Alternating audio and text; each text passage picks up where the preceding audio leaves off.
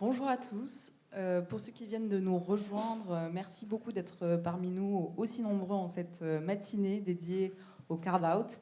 C'est la 3e édition de l'Observatoire du Carve-out. C'est aussi la première sur laquelle nous travaillons, Leaders League Décideurs, en collaboration avec bien sûr l'AIR. Nous sommes vraiment ravis de vous retrouver ce matin aussi nombreux et en physique. C'est vrai que on a repris goût aux événements en physique, mais ils nous ont manqué un peu l'année dernière, donc c'est un réel plaisir. On va échanger ensemble sur ce sujet si technique, si particulier et d'actualité qu'est le carve-out. Comme l'a souligné, pour ceux qui étaient présents à la plénière d'ouverture, Nicolas de Germay, le sujet du carve-out méritait bien une matinée. Un événement à lui tout seul, tant ses enjeux sont protéiformes et particulièrement stratégiques. Alors, il n'est que 9h30, et pourtant, cela a déjà été dit entre 8h30 et 9h30.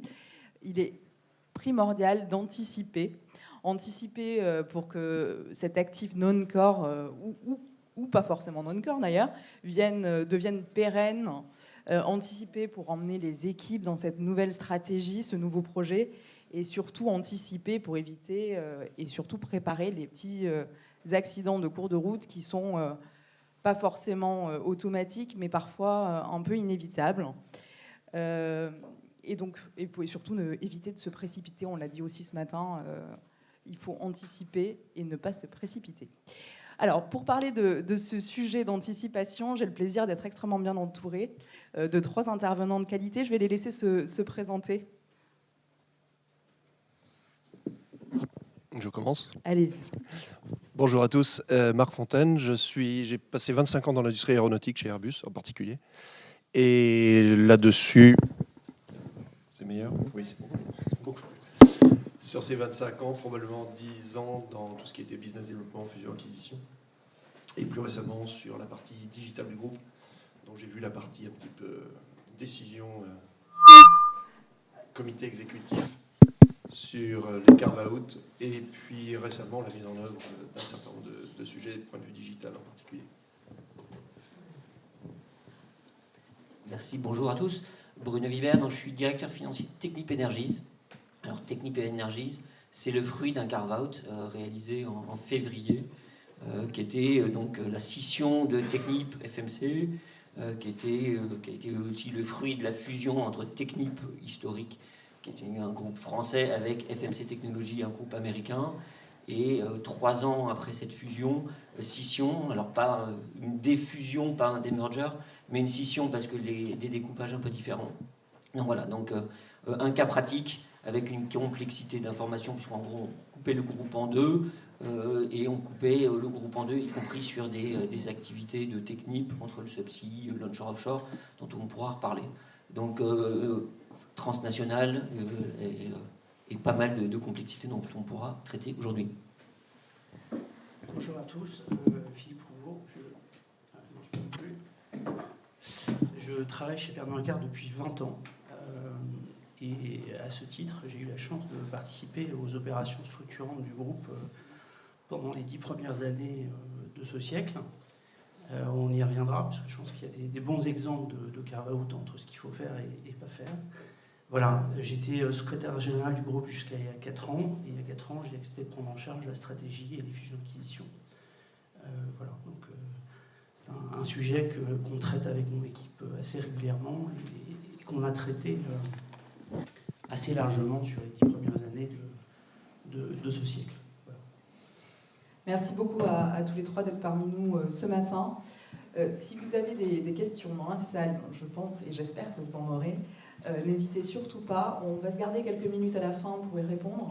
Mais si en cours de route, vous voulez interagir, réagir, vous poser des questions un peu n'hésitez pas. Voilà, surtout n'hésitez pas, n'attendez pas la fin. On est là pour répondre à toutes vos interrogations et puis n'hésitez pas à solliciter nos 3 participants. Je vous propose d'attaquer directement dans le vif du sujet, donc l'anticipation. Alors, quels sont les points d'attention prioritaires pour vous afin d'anticiper ces enjeux opérationnels ? Qui se lance ? Je pense qu'il y a, bon, bien sûr, une palette ou une multitude de sujets. L'IT et tout ce qui est système d'information, donc on pourra développer, je pense, qu'il y a un sujet clé. Après, il y a une multitude de sujets, mais je pense que je vais en souligner peut-être quelques-uns. La trésorerie, je pense que du jour au lendemain, il faut que les deux groupes, ou le groupe CD, le carve-out, et le groupe mère autonome aient un cash pooling, une gestion de trésorerie, des accords financiers, bancaires pour pouvoir opérer. Les deux sociétés deviennent du jour au lendemain indépendantes, donc deviennent des transactions hors groupe. Donc ça, c'est un élément assez fondamental. Après, il y aura des aspects humains et anticiper les prochaines clôtures. Surtout si les deux entités sont des entités cotées, très vite, par rapport à ce qui aura été présenté au marché, les premières échéances de présentation des comptes vont venir très vite, en moins de 3 mois. Donc il faut être prêt, puisqu'il faut que les premières communications soient bien sûr le plus cohérentes possible avec le message et les objectifs de transaction qui ont été donnés.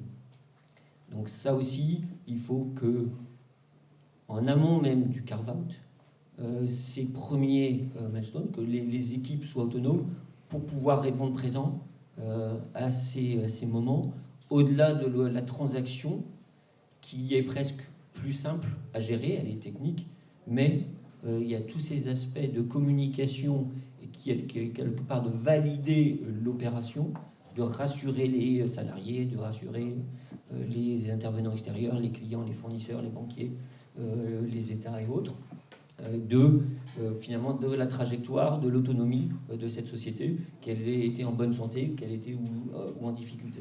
Donc c'est des premiers moments qu'il ne faut pas rater, et étant donné que ça vient très vite après le carve-out, je pense que c'est vraiment un des points qu'il faut anticiper.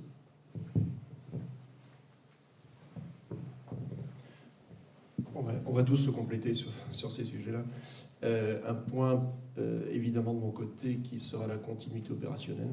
On va se retrouver dans des situations très imbriquées entre les différentes entités. La continuité opérationnelle est d'autant plus sensible, à mon avis, on en a parlé entre nous, que les équipes qui vont préparer les carve-out sont des équipes restreintes, pour des bonnes raisons, qui ne permettent pas d'associer, un périmètre restreint qui ne permet pas d'associer toutes les disciplines à la préparation du post-deal, entre guillemets. On pense à l'IT, mais on pense à un certain nombre de contrats, on pense à un certain nombre de points opérationnels sur la supply chain, sur les usines, etc. Donc c'est des sujets sur lesquels je pense je me focalise un petit peu là-dessus, sur lesquels il faut à la fois ne pas ralentir les deals, ne pas perdre en confidentialité, ne pas trop élargir le cercle, et en même temps savoir qu'on va avoir à traiter des sujets qui n'ont pas nécessairement été couverts. Donc au-delà de tout ce qui va être dit, tout ce qui peut être préparé et qui doit être préparé parce que ça fait partie d'une transaction, il y a un certain nombre de sujets qui, par nature, ne seront pas bien préparés et qu'il va falloir traiter, qu'il va falloir anticiper au maximum, en sachant qu'ils vont se produire. Néanmoins, qu'il va falloir traiter au fil de l'eau. Et j'en parlerai plus tard, mais je pense qu'il y a quelques évolutions en particulier sur les outils, qui permettent aujourd'hui d'envisager les choses différemment de ce qu'on a pu faire dans les 20 dernières années. Je développerai un petit peu plus tard. Alors, vouloir anticiper, c'est bien. On ne peut pas toujours, vous le savez pour la plupart d'entre vous, notamment quand on achète une société cotée, on n'a pas accès à un certain nombre d'informations. On ne peut pas parler à tout le monde dans sa propre entreprise, pour des raisons évidentes d'initiés. Donc on fait avec une équipe très restreinte, ce qui ne permet pas d'anticiper grand-chose, en tout cas en toute honnêteté, pas tout ce qu'on devrait anticiper, et loin de là. Et puis quand on regarde une cible qui est cotée, il y a un nombre massif de sujets sur lesquels on n'a pas de visibilité. Alors je reviens un peu sur une des opérations dont j'ai essayé de vous parler tout à l'heure.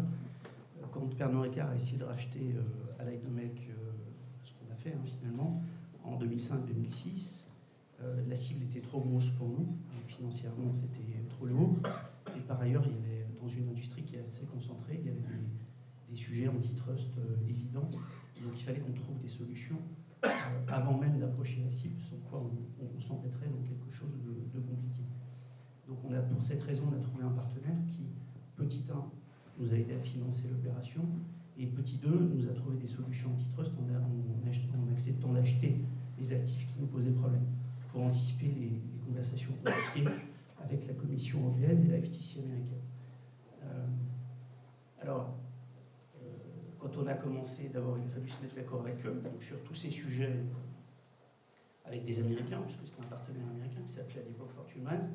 Donc vous connaissez les défauts des Américains qui veulent tout, absolument tout anticiper. Donc le contrat de séparation des actifs dont on ne savait même pas où ils se trouvaient dans les 1000 sociétés en dessous de la société cotée qu'on achetait, faisait 1000 pages.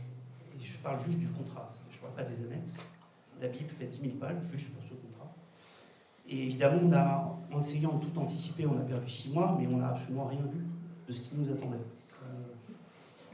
Donc je pense que c'est important de le souligner, parce que oui, on peut anticiper les choses, oui, bien sûr, mais quand on ne sait même pas où sont les actifs, et que les banquiers de votre partenaire veulent que les actifs soient chez lui day one, alors qu'il faut aller les chercher dans plus de 1000 sociétés, et qu'évidemment la fiscalité n'est pas neutre, il faut un peu de temps. Et ça, les banquiers américains ont du mal à le comprendre. En tout cas, ils avaient du mal à ce moment-là, mais je ne pense pas que la situation ait vraiment changé.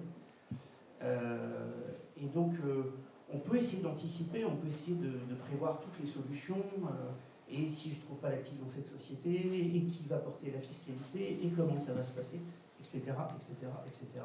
En attendant, quand on est une équipe d'une dizaine ou d'une quinzaine de personnes au courant à travailler sur l'opération, on ne peut pas tout anticiper, même quand on a une armée d'avocats autour de soi et de banquiers. Ça ne suffit pas. D'ailleurs, la plupart des gens, ils n'ont qu'une envie, c'est de faire cette opération.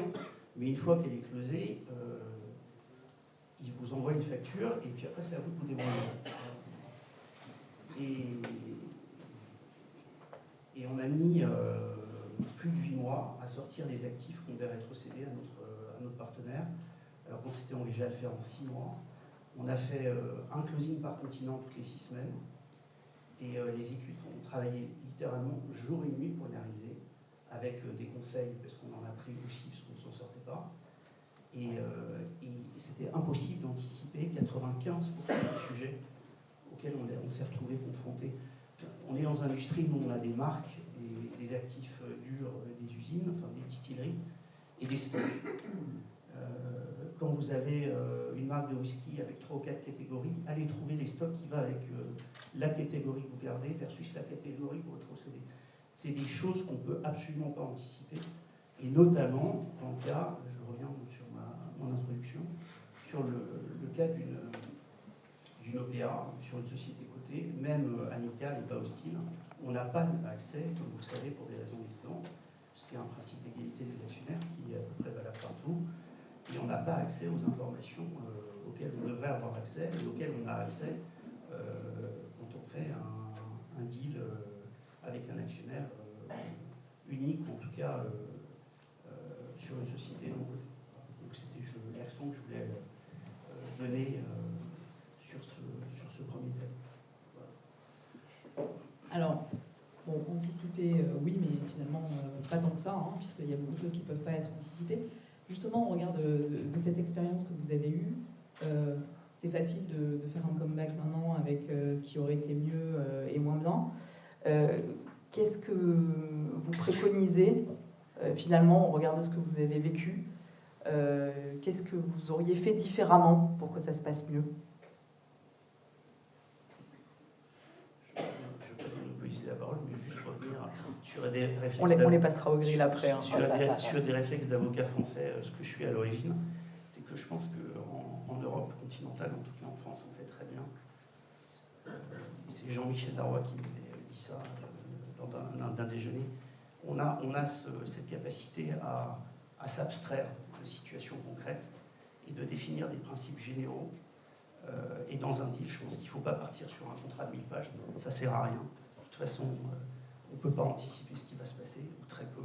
C'est mieux de rester sur des principes généraux et d'avoir un contrat de 50 ou 60 pages dans lequel on définit les principes généraux qui vont régir les règles entre les parties, plutôt que rentrer dans... Et c'est un peu le défaut aujourd'hui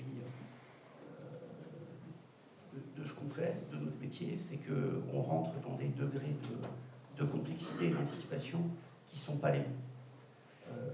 Dans tous les deals que je fais aux États-Unis en ce moment, pour le groupe Pernod Ricard, le réflexe des avocats américains, c'est d'arriver avec des contrats où ils essayent de tout prévoir. Et dans la moitié des cas, on n'a pas prévu, le contrat n'a pas prévu. D'ailleurs, ils sont perdus. C'est-à-dire que quand ils n'ont pas prévu, ils sont embêtés. Alors que quand on définit un principe général, on peut toujours, qui par définition ne prévoit, n'anticipe aucun des cas, on peut toujours se raccrocher aux branches et à ce principe général qui permet aux parties de s'en sortir à un moment donné. Donc, je ne sais pas si c'est un conseil de sagesse ou de révolte contre les Américains et les Anglais qui nous entourent, mais en tout cas, voilà, moi, ma philosophie, en tout cas, quand j'arrive à une table de négociation, c'est d'arriver à essayer de faire en sorte qu'on se mette d'accord sur les principes généraux. D'ailleurs, on attaque toujours par un term sheet de quelques pages sur lesquels les principals se mettent d'accord, et après on laisse les avocats travailler, et quand les avocats exagèrent vraiment, je ne parle pas de leurs honoraires, parce que ça c'est toujours le cas, quand ils exagèrent vraiment... Il y en a dans la salle. C'est pas grave, j'assume, en étant moi-même, et je pense qu'il faut savoir arrêter, et d'ailleurs les avocats français le font très bien, quand ils ne sont pas tombés dans les travers dont je parle.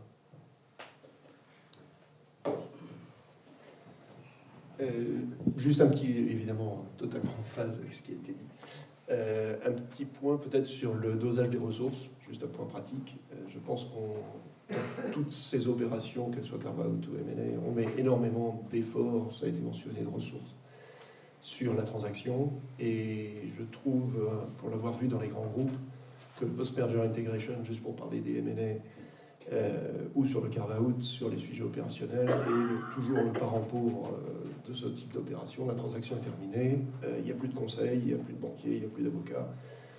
Ça n'aide pas beaucoup à sortir les pièces des usines, mais on peut envisager dans beaucoup de cas des accompagnements professionnels pour aider les équipes à faire en sorte que des sujets qui nous importent, donc on a parlé du social dans la plénière, la motivation des équipes, la continuité des systèmes informatiques, transfert de messagerie, pour parler de choses très pratiques, la conformité avec les réglementations sur les données, pour là aussi parler de choses très pratiques, que les équipes soient un tout petit peu entourées et soutenues sur ce genre de sujet.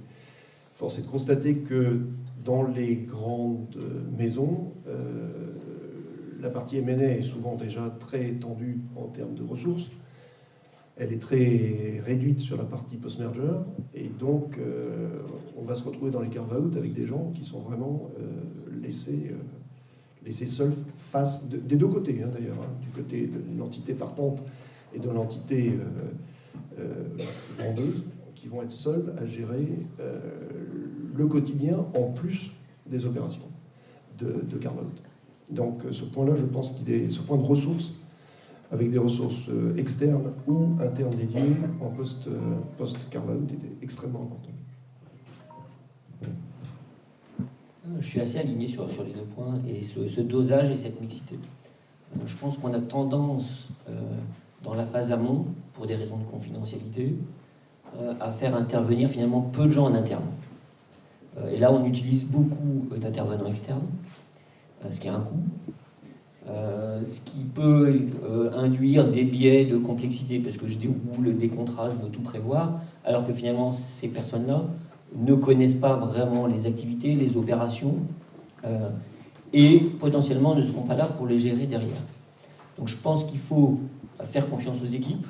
Alors il y a bien sûr des obligations de confidentialité, mais je pense que ça peut se gérer.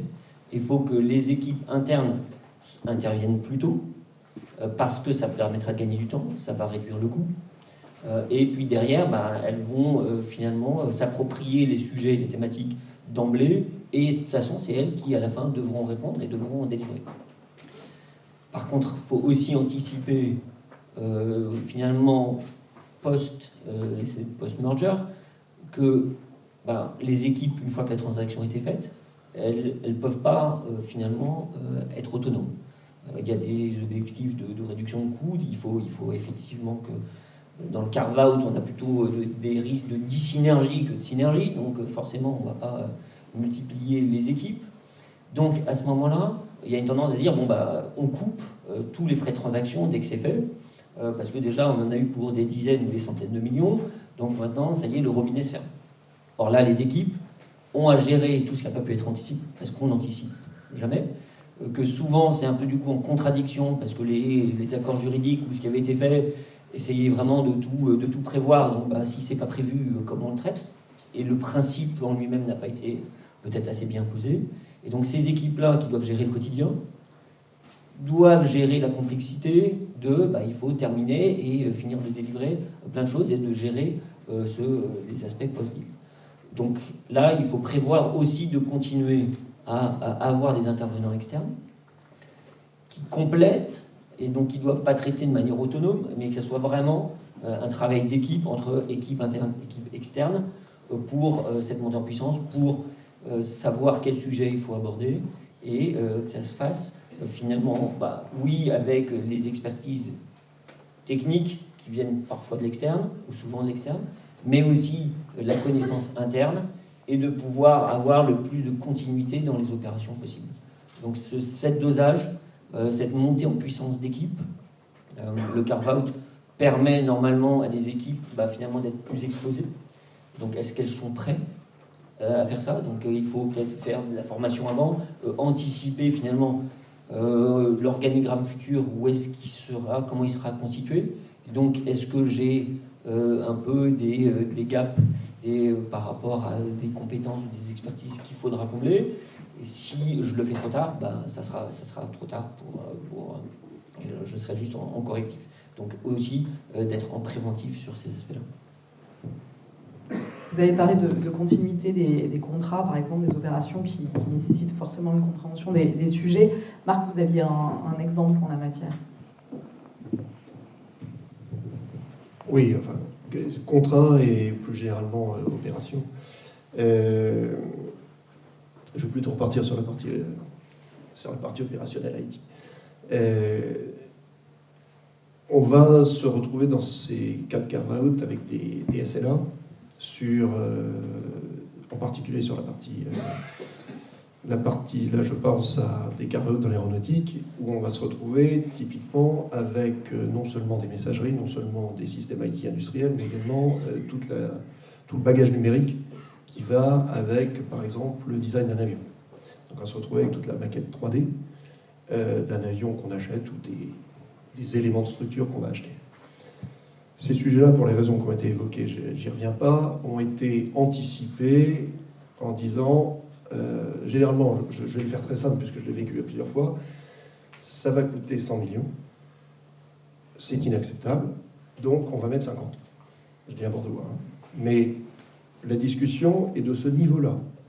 Le devis de l'IT, c'est 100 millions, avec des hypothèses dimensionnantes du style c'est du CATIA V5, on va tout repasser en CATIA V6, pourquoi vous repassez en CATIA V6? Vous imaginez bien que c'est un débat qu'on ne va pas avoir dans le cadre du carve-out, et on ne veut pas l'avoir, mais il va être totalement dimensionnant sur la compréhension du problème.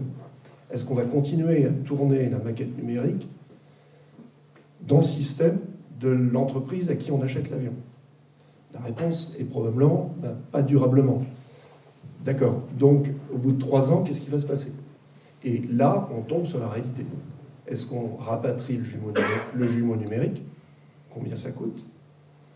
Est-ce qu'on le rapatrie dans des systèmes anciens numériques que l'on a nous? Ou est-ce qu'on en profite pour faire une mise à niveau? On passe à la caisse une nouvelle fois, et on parle encore de dizaines de millions. La manière, sur cet exemple précis, dont ça va être calculé, pour des raisons financières, mais surtout anticipé en termes opérationnels, va être fondamental. Et à chaque fois, désolé de prendre cet exemple puisque désormais je travaille un peu plus dans le digital, c'est une pierre d'achoppement majeure, pour la raison qu'on a évoquée, très complexe, très technique, avec des gens qui ne sont pas autour de la table, et des devis qui sont souvent très importants, sous-traités à des partenaires qui sont plus ou moins neutres, si vous prenez des sociétés de services informatiques qui ont leur propre opinion ou intérêt, éventuellement, à telle ou telle solution. Donc ces sujets-là vont être, à mon sens, majeurs, parce que, comme ça a été d'ailleurs évoqué en plénière, 3 ans après, on est toujours en train de tourner autour de ces sujets-là, pour des raisons... Parce que ça n'a pas été budgété dans le deal, et donc discussion infinie entre les deux parties, et puis parce que techniquement, ça reste des sujets extrêmement compliqués en termes de continuité opérationnelle. Changer un jumeau numérique au milieu du gué 3 ans après, entre deux systèmes, c'est quelque chose d'extrêmement complexe. Et qui peut, au passage, interrompre les opérations, et donc remettre en cause quasiment toute la planification et l'exécution opérationnelle du deal. Donc sur ce point précis, qui était plus effectivement IT que contrat, un point majeur d'attention. Pour rebondir toujours sur la partie numérique, on a tous été confrontés, je pense, au simple problème de messagerie. D'accord ? Day one, qui fournit la messagerie ? Alors ça pose plein de questions. Ça paraît idiot, et les avocats, ça ne les intéresse pas beaucoup.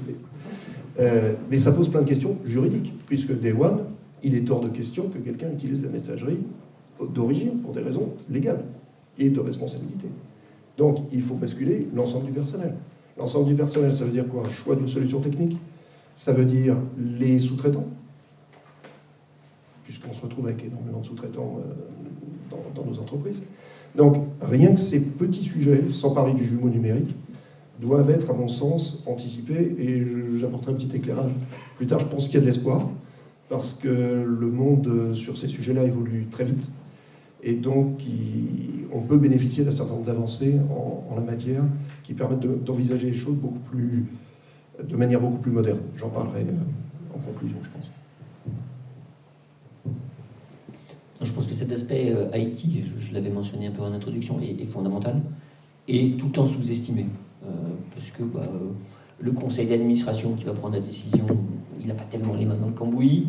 Quand on est un comité exécutif, on n'a pas forcément la vision et la compréhension de ce que ça va donner. Mais effectivement, quand on se rapproche du jour J, la veille, avant de sauter dans la piscine, on se dit, demain matin, dans notre cas d'espèce, il y a 15 000 personnes qui doivent avoir une nouvelle adresse mail. Et ils ne recevront plus de mail sur leur ancienne adresse. Donc les clients, les fournisseurs, les projets en cours, etc., il faut qu'il y ait une continuité. C'est pas genre j'ai une adresse et elle se transfère. Non, c'est totalement coupé. Il n'y a plus du tout d'accès. Alors, il faut l'anticiper, il faut avoir prévu de dire, d'ici un mois ou d'ici X jours, il y aura une transaction et que la nouvelle adresse sera là. Mais à ce moment-là, le carve-out ou la scission n'a pas encore été faite. Donc on a encore des sociétés qui sont communes, donc y compris d'un point de vue juridique, est-ce qu'on a encore déjà de se présenter au titre de la nouvelle société ou est-ce qu'on le fait encore, etc. Donc ça c'est des aspects très pratiques, mais sur les licences Microsoft, sur comment on partage, on découpe les ERP, puisqu'il est vraisemblable qu'on n'aura pas pu mettre en place un nouveau système et qu'on aura des actifs ou des sociétés conjointes qui utilisaient un système qui ne sera pas le système de la société cible. Donc il faut prévoir à qui appartiennent les données, qui y a accès, et qui y a accès pendant un certain temps. Parce qu'il va y avoir l'administration fiscale qui peut revenir un peu en arrière, donc jusqu'à 3 ans ou 5 ans ou plus dans certaines juridictions. Donc il faut prévoir aussi qui peut avoir à quel type de données pour répondre et comment on gère des passifs fiscaux qui apparaîtraient bien plus tard. Donc, le découpage des données, les licences, les droits d'accès, l'architecture des systèmes, vous envisagez, je pense, assez facilement en disant oui, c'est un vrai sujet, surtout si les groupes sont un peu complexes et imbriqués. Ce sont des sujets qui sont tout le temps sous-estimés et qui, si ça ne fonctionne pas, imaginez aujourd'hui de fonctionner sans mail. Ou imaginez de ne pas avoir de backup ou de serveur. C'est un risque majeur de continuité d'exploitation qu'on ne peut pas prendre. Et donc, il faut vraiment, je pense aussi à un plan ou un sujet à anticiper et à mettre, on va dire, qui est très structurant d'un point de vue planning et d'un point de vue réalité ou exécution. C'est bien ce domaine et ce sujet IT. Peut-être juste un dernier sujet dont on n'avait pas parlé, quand on a préparé cette conférence, auquel je pensais. J'étais moi-même à une conférence il y a un petit moment, quand Renault a racheté Nissan. exemple un peu ancien. Néanmoins, il y a une dimension dont on n'a pas parlé, qui est la dimension culturelle. Et je sais que quand Renault a racheté Nissan, ils avaient des armées de consultants. Ils n'avaient pas forcément anticipé la chose, mais lors de l'intégration, ils avaient des armées de consultants pour apprendre au cadre de Renault la culture japonaise et un certain nombre de façons de se comporter avec les cadres japonais. Et je pense que c'est une dimension qui est souvent sous-estimée. Alors vous avez conseillé que les Américains, ce n'est pas le cas, mais notamment par les Américains qui arrivent comme des bulldozers et qui broient les cultures qui ne sont pas les leurs. Mais on n'est pas tellement mieux. Mais c'était intéressant parce qu'il y avait vraiment beaucoup de consultants qui avaient été engagés par Renault pour former les cadres de Renault qui se rendaient au Japon. Et pas seulement ceux qui allaient travailler sur place, mais aussi ceux qui faisaient le go-between. Et c'est probablement quelque chose qu'on sous-estime beaucoup. Alors peut-être un peu plus de l'autre côté de l'Atlantique, mais là on allait faire un pas sur le sujet et je trouve ça dommage. Je pense que c'est une dimension aussi importante, la dimension culturelle et psychologique qu'on retrouve souvent d'ailleurs dans les bonnes négociations sur ces opérations. Alors on a parlé d'IT, continuité, culture. Qu'est-ce qui est sous-estimé encore dans ce genre d'opération ?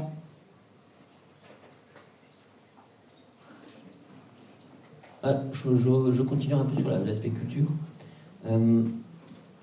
En tant que, là on traite aujourd'hui surtout l'entité carve-out, donc celle qui va être cédée. Pour les équipes, ça va être aussi un bouleversement majeur. On était parfois dans un très grand groupe, parfois on était corps, on était très content, on était très bien, mais là parfois on se sentait mal aimé. Donc, mais il va falloir de toute façon recréer une structure et recréer un projet entrepreneurial ou sociétal de la nouvelle équipe, qui devra faire corps, qui sera autonome. Ce sont des opportunités, mais ça peut être aussi du stress. Donc il faudra que la nouvelle société, finalement, puisse s'affranchir très vite de la culture ou du groupe pour avoir une vraie unité et que cette société devienne vraiment autonome. Et donc ça, la culture, ça n'arrive pas du jour au lendemain. Alors si la BU ou l'entité qui va faire l'objet de la scission était très autonome, peut-être que il y aura peut-être des exceptions où ça peut être assez facile, mais souvent, si vous étiez des activités qui étaient assez imbriquées ou présentes de manière assez longue dans un groupe, recréer une culture et recréer un projet, pas uniquement de l'équipe de management, qui travaille peut-être sur le CARV depuis le début, mais aussi jusqu'à l'intégralité des équipes. Il faut que tout le monde puisse se reconnaître dans la nouvelle structure et entité. Et à un moment ou à un autre, il y aura eu des choix et des allocations de personnes. Il faut que tout le monde soit motivé, parce qu'il y a tellement d'enjeux à gérer, de problématiques de continuité d'exploitation et autres. Si tout le monde ne se sent pas partie prenante de l'entité A ou de l'entité B, je pense qu'il y aura des risques ou il y aura des échecs à traiter. Juste, je vais rajouter c'est une évidence, on le vit tous en ce moment, en tout cas on l'a vécu pendant les 18 derniers mois. Je pense que le travail de chez soi, alors il a des vertus, mais il a aussi des aspects négatifs quand on parle d'intégration et sur des grosses opérations et de façon plus générale sur le MNR. On voit bien que, à l'exception de quelques industries, des banquiers qui disent que les deals entre les banquiers et les assureurs continuent à se faire et se font très bien à distance. Moi, je constate que dans mon industrie, ce n'est pas le cas. On a besoin de tisser une relation de confiance. On a besoin, une fois que la relation de confiance est là, d'aller relativement vite dans un deal. Quand on laisse quelqu'un réfléchir trop longtemps, il revient toujours avec des questions, toujours le défaut américain et la volonté d'essayer d'anticiper des sujets auxquels il n'aurait pas eu le temps de penser autrement. Et quand on met 18 mois à faire un deal, c'est très mauvais. Et une fois sur deux, on ne le fait pas. Donc la distance a certaines vertus, notamment le confort de ceux qui peuvent continuer à travailler chez eux, mais a des désavantages sur ces opérations. C'est de laisser probablement les gens réfléchir trop, se poser trop de questions et hésiter. Et par ailleurs, aspect important et préliminaire, on ne peut pas, en tout cas moi je ne peux pas, et les équipes n'arrivent pas, à créer une relation de confiance avec des partenaires ou des cibles sans avoir un certain nombre de contacts physiques et de réunions physiques. Et alors il paraît que dans certaines industries, on n'en a pas besoin. Moi je suis désolé, dans la nôtre, on parle de convivialité, on en a besoin et on n'arrive pas à faire des opérations avec 18 mois sans voir les gens en face desquels on négocie. Juste un petit point sur, dont on n'a pas parlé, les contrats. Je pense que la gestion des clients dans ce type de situation est important. Le client de l'entité qui va être en carve-out. Et sur la partie supply, sans parler des SLA sur lesquels beaucoup de lawyers vont travailler, sur la partie transfert des contrats d'approvisionnement, en ce qui concerne l'aéronautique ou les industries lourdes en particulier, c'est des contrats qu'on n'a pas rouverts depuis 20 ans, souvent. Et là, on découvre des choses intéressantes. Du style, on travaille avec des hypothèses qui finalement ont évolué et qui ne sont pas marquées noir sur blanc sur les contrats, dans les contrats, et qui vont faire l'objet, évidemment, de renégociations au passage. Donc cet aspect-là, il est souvent vu d'un point de vue juridique, mais je pense que cette prise en compte opérationnelle, à la fois du client et du fournisseur, par rapport aux contrats existants, est très importante et souvent très sous-estimée. Ça peut avoir des impacts sur la partie fournisseur extrêmes en termes de continuité opérationnelle et de coût. En termes de solutions à toutes ces problématiques, qu'est-ce que vous préconisez, par exemple, pour la continuité IT, en dehors du fait d'anticiper et de prévoir une messagerie pour le Day One, hein. On va dire que c'est la base, mais pourtant, c'est une des problématiques clés. Quelles autres solutions on pourrait mettre en place, justement, pour éviter ces écueils? Je ne vais pas prêcher pour ma paroisse, parce que j'ai quitté, disclaimer, j'ai quitté Airbus pour travailler justement dans le digital pour les M&A et les entreprises industrielles. Mais pourquoi j'ai fait ce parcours? C'est parce que je pense qu'il y a une rupture majeure du côté du numérique. Je ne vais rien vous apprendre. Mais envisager ces sujets-là, comme on les a envisagés il y a 15 ans, à l'époque du cloud et du big data, pour parler que de deux choses fondamentales, c'est faire une erreur. C'est faire une erreur, à mon sens, à deux titres. D'abord, en termes de risques. On prend des risques aujourd'hui qui n'existaient pas avant. Je vais essayer d'expliquer. On avait des risques qu'on connaît, continuité des ERP, on vient d'en parler, continuité opérationnelle, messagerie qui ne fonctionne pas, backup, etc. Il y a des nouveaux risques. La plupart des entreprises ne gèrent pas leurs données. Aujourd'hui, on n'est pas à une maturité forte de gestion des données dans les entreprises. Donc, en revanche, le cadre réglementaire, lui, a bien évolué, du GDPR jusqu'à l'export control. Et il prend comme hypothèse qu'un certain nombre de choses doivent être faites en conformité avec la loi ou les réglementations, etc. Peu de sociétés sont capables de garantir aujourd'hui où sont leurs données. Je parle de où, quel serveur, quel continent, qui y a accès. Et là, on est en train de dire, oui, mais c'est pas grave, on fait un carve-out, ça passe au milieu, il y a des sous-traitants qui ont accès à droite, à gauche, Day 1, Day 2, Day 3.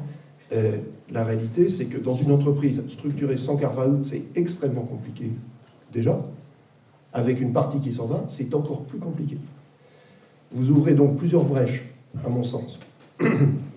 Un, ça a été mentionné, vous ne savez pas exactement où sont les données, celles qui restent, celles qui partent, celles dont on a besoin, celles dont on n'a pas besoin, pour continuer les opérations à droite ou à gauche. Parfois, les deux parties ont besoin des données. Donc, le co-ownership des données, c'est un vrai sujet, mais c'est un vrai sujet de fond à instruire. Vous prenez un risque de non-conformité des accès sur ces données, ou de non-conformité des localisations de ces données, si vous ne le gérez pas dans le cadre de l'entité restante ou de l'entité ressortante. Ensuite, le risque de cybercriminalité, je ne vais pas en parler, mais il est déjà pas simple à gérer dans un périmètre défini avec des murs de sécurité autour. Quand on casse les murs, on crée généralement un certain nombre de brèches. Sachez que les hackers suivent le deal flow. Leur principal intérêt, c'est de savoir quelles sont les annonces de M&A le plus tôt possible pour mettre en place des chevaux de Troie au moment du carve-out. Et c'est comme ça qu'on retrouve le temps Advanced Persistent Threat, le temps de découverte, c'est 14 mois. Donc, ça veut dire qu'ils sont 14 mois dans l'entreprise avant qu'on les découvre. La manière dont on réussit à faire ça, c'est qu'ils trouvent des moments de faiblesse et les M&A, les carve-out, avec le manque de focalisation sur ces sujets-là, est un moment idéal. Et on se réveille effectivement avec une gueule de bois importante quelques mois plus tard. Donc ça, à mon sens, ce sont des risques un petit peu nouveaux. Un risque qui n'est pas mentionné, c'est celui de faire un mauvais choix. Je pense qu'aujourd'hui, on en parlait avec la maquette numérique. Une fusion ou un carve-out, c'est l'occasion de se poser des questions sur ces sujets-là. Comment je gère ma data, où est-ce qu'elle est, dans quel système, quelle messagerie. Est-ce que finalement je vais reproduire un système obsolète ou est-ce que je vais en profiter pour faire une transition? On sait que tout ça, ça a été mentionné, c'est de la transformation, c'est du changement, c'est compliqué, mais c'est une opportunité. Donc il y a le risque de ne pas faire, à mon avis, quelque chose d'intelligent au moment où le carve-out permet d'ouvrir cette parenthèse qui est parfois très difficile à traiter dans le cadre des groupes stabilisés pour dire on va changer la messagerie, on va basculer tout sur le cloud. Tout le monde dit oh là là, c'est un projet qui va prendre 3 ans. Une entité qui part en carve-out, finalement, pour répondre aux problèmes de messagerie, aujourd'hui, il y a des solutions cloud qui sont relativement simples à mettre en œuvre en dupliquant un certain nombre d'actifs. Donc, il y a un risque à ne pas faire, et je vais venir aux opportunités. Donc, il y a des opportunités à faire ce type de choses. Et en particulier, une opportunité que je voudrais souligner, la manière traditionnelle de gérer les données dans l'entreprise ou la continuité des opérations, c'est traditionnellement via les systèmes. Donc, pour que 2 usines se parlent, on va converger des ERP pendant 2-3 ans, parce que c'est ça que ça prend, ça ne marche jamais, et ça coûte des dizaines de millions. Aujourd'hui, je pense que les solutions en particulier de Big Data, Data Integration, permettent à un management de transition de gérer beaucoup plus rapidement le périmètre restant et le périmètre détouré. Ce que je veux dire, c'est que, si j'essaie de simplifier, on essaie de ne pas toucher les systèmes sources, legacy, et on construit un niveau d'abstraction supérieur dans lequel on va extraire les données qui sont pertinentes au suivi de la performance industrielle, au suivi financier des entités détourées, au suivi des ressources humaines. Et ce pilotage par la donnée permet d'être opérationnel quasiment day one. On ne peut pas le faire pour des raisons légales la plupart du temps en pré-deal, mais en post-deal, on peut être efficace très très vite. Ce sont des sujets qui sont assez mal maîtrisés, à mon sens, dans les entreprises cédantes. Ce sont des sujets pas très bien maîtrisés, je pense, dans les professionnels qui entourent ce type de transaction. Mais ce sont des technologies qui aujourd'hui sont éprouvées et qui sont déployables en quelques semaines, quelques mois, et qui permettent de recréer cette continuité numérique sans pour autant remplacer les systèmes. Donc, je voulais juste conclure sur ce point-là. Il y a des sujets que l'on connaît depuis 30 ans, qui sont des pierres d'achoppement. Il y a également des nouvelles opportunités qui, à mon sens, permettent d'apporter des nouveaux angles sur ce type de deal. Philippe Bruno, des trucs et astuces pour terminer cette table ronde? Un truc, je ne sais pas, c'est de se dire qu'en fait, on ne pourra jamais tout anticiper. Donc c'est vraiment finalement de se dire, l'équipe qui doit réaliser ça, ça doit être vu comme un projet entrepreneurial. Ça doit se relever ses manches et se dire, il faudra traiter les sujets, être réactif. Nous, la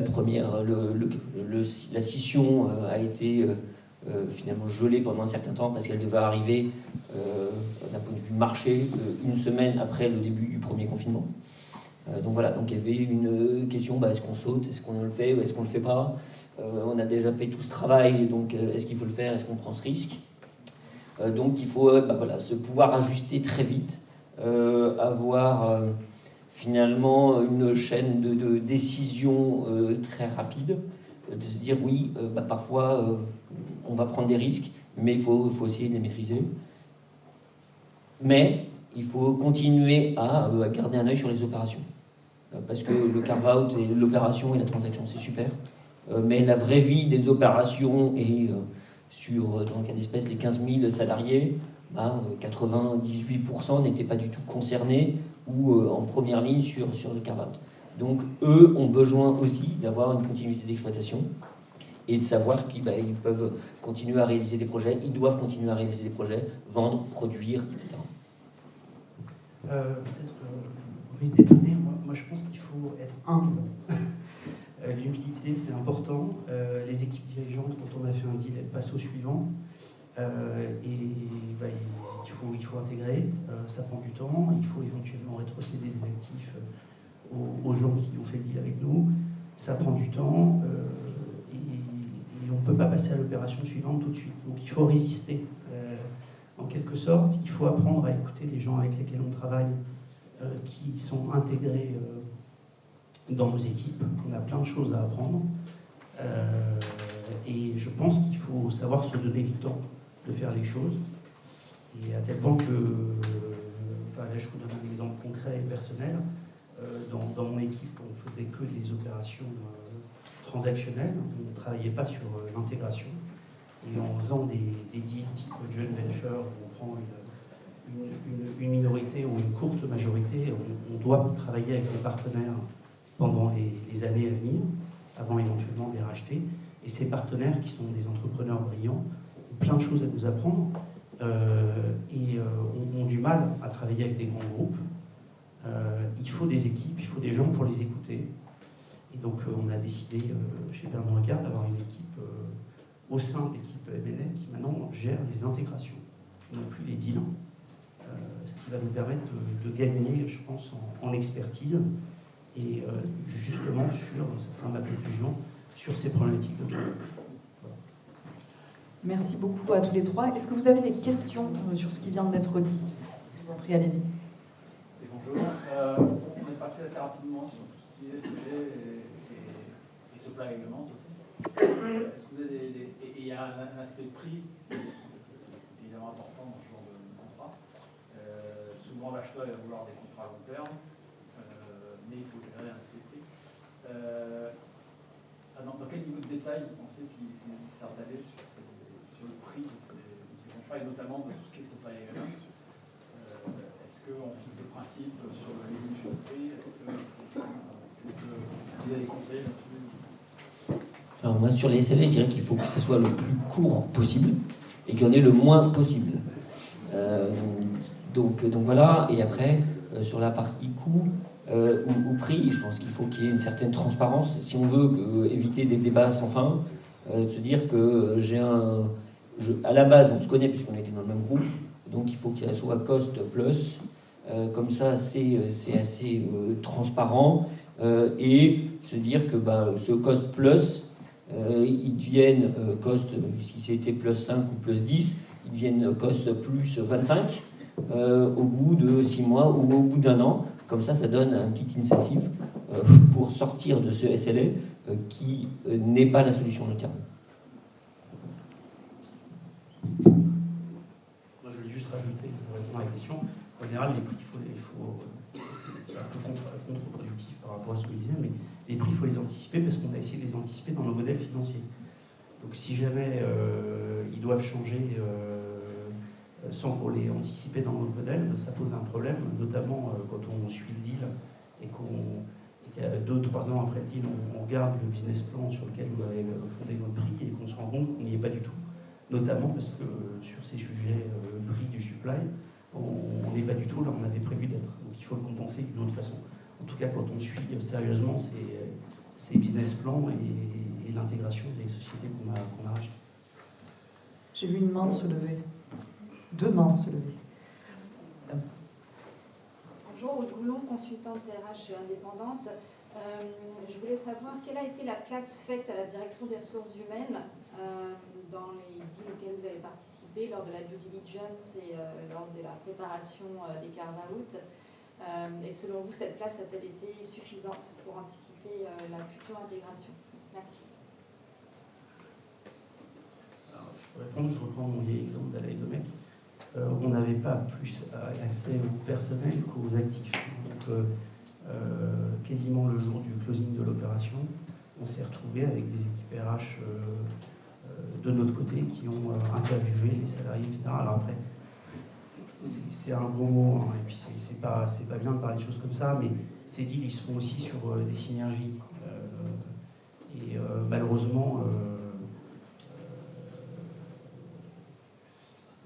on devrait garder plus de monde qu'on le fait.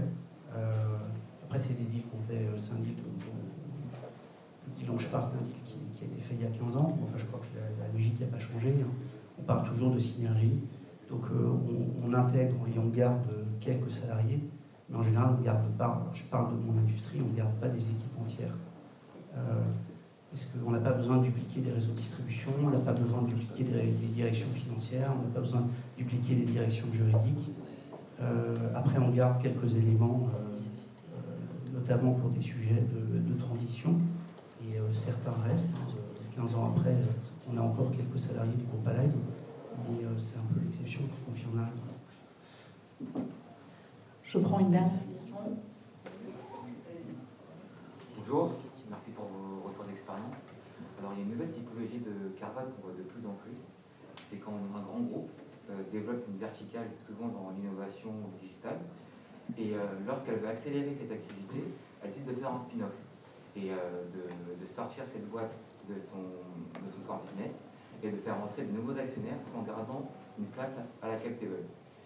Alors ma question, c'est est-ce que vous, dans ce type de carve-out, vous voyez les mêmes risques que ceux que vous nous avez listés, et qu'est-ce que selon vous on peut faire pour éviter de tomber dans une situation où on a les mauvais côtés du grand groupe et les mauvais côtés de la start-up au lieu d'avoir les bons côtés de l'un et de l'autre?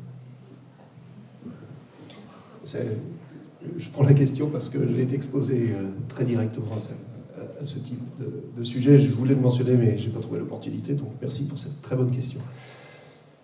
On parle de core, non-core sur le carve-out. Je pense que tous les grands groupes aujourd'hui, tous les acteurs établis ont un problème, c'est que l'innovation, une grande partie de l'innovation est non-core aujourd'hui du fait du digital. Donc, et la question se pose pour tout le monde, pour les banques, pour les constructeurs aéronautiques, les constructeurs automobiles. Pourquoi ? Parce que cette notion d'innovation digitale, d'innovateur digital, d'intrapreneur, prend une dimension hors core business. Donc, dans le core business, pour prendre des domaines que je connais, on avait un innovateur qui était un ingénieur aéronautique. D'accord ? L'ingénieur aéronautique, il était super content de travailler sur l'avion d'après. Aujourd'hui, on se retrouve avec des gens qui veulent toujours travailler sur un avion d'après ou sur, comme on l'a fait chez Airbus d'ailleurs, une plateforme numérique de mise en relation des airlines avec les constructeurs, et puis sur des modèles d'optimisation software, des trajectoires pour l'efficacité carbone de nos avions. On se retrouve avec des ingénieurs qui disent mais finalement le moteur thermique c'est fini, on veut mettre des moteurs électriques, donc tout un pan de l'engineering, innovation traditionnelle disparaît, au moins dans leur tête, pour dire bah oui c'est des moteurs électriques, donc les hélicoptères, tout ça, ça change, les avions ça change. Le vol autonome, les nouvelles mobilités. Je prends juste des exemples sur l'aéronautique qui est quand même quelque chose d'assez établi et d'assez stable. Qu'est-ce que vous faites de tous ces innovateurs qui, sont en train de développer des métiers qui deviennent à la frontière du corps, deuxièmement, qui ne cadrent plus du tout avec la culture de l'entreprise, dans la plupart des cas, parce que ces gens-là veulent aller vite, ils veulent aller en partenariat, ils veulent aller en écosystème, et ce n'est pas du tout ce qu'on leur demande dans le cadre de nos sociétés traditionnelles. Donc, il y a ce nouveau courant, à mon avis, qui est extrêmement important à prendre en compte, qui est que ce type de carve-out va se multiplier. Le type de partenaire pour les effectuer est également en train de se multiplier. Dans le digital, je ne vais pas parler des SPAC, mais on a plus de marteaux qui cherchent des clous que de clous qui cherchent des marteaux. Donc il y a énormément de projets qui pourraient être financés. Le carve-out lui-même, je ne vais pas faire une réponse très très longue, va poser des problématiques très différentes. Parce qu'on va retrouver des problématiques traditionnelles, mais avec des cultures et des acteurs qui ne fonctionnent pas du tout suivant les mêmes métriques. Et je conclurai juste là-dessus. Dans le monde, en particulier du numérique, vous êtes dans un monde d'upside et d'opportunités, parfois trop. Donc vous faites 0 de chiffre d'affaires et vous valez 20 milliards. Et vous parlez de sociétés traditionnelles qui font 60 milliards de chiffre d'affaires et qui valent 60 milliards. La discussion entre ces deux planètes est extrêmement difficile et les métriques qu'il va falloir mettre en place sont extrêmement complexes. Donc, je ne réponds pas à la question, mais c'est un champ complètement nouveau, je pense, sur le carve-out des entrepreneurs digitaux dans nos grandes entreprises qui est en train de s'ouvrir et qui offre des difficultés, mais beaucoup d'opportunités. Merci beaucoup. Si vous avez d'autres questions, malheureusement, on va devoir libérer la salle pour le prochain panel, mais n'hésitez pas à vous approcher. Donc le prochain panel, ça tombe bien, c'est la deuxième question, c'est pour les ressources humaines. Management et équipe, mener et attirer les meilleurs vers une nouvelle aventure. Donc je vous invite à rester dans cette salle, sinon vous avez une autre conférence dans la salle un peu plus loin. Merci à tous et merci à tous les trois. Merci.